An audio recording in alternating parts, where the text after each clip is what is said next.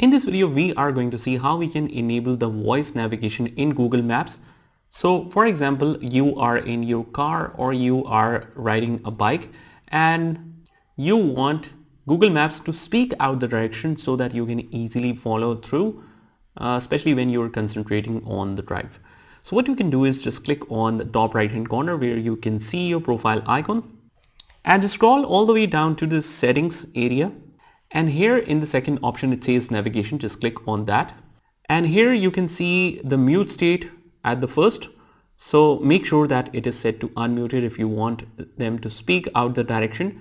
And the guidance volume should be normal, louder, whatever you want according to your speakers or the earpod settings, whatever you have connected. And just make sure that you have always enabled the play voice over Bluetooth and play voice during phone calls. This is your choice if you want to do that. And you can also play the test sound. This is what it will sound like when navigating with Google Maps. To make sure that everything looks normal. So that's how you do it. I hope you found this video helpful, and if you did, hit the like button and subscribe to our channel, and I will see you in the next one.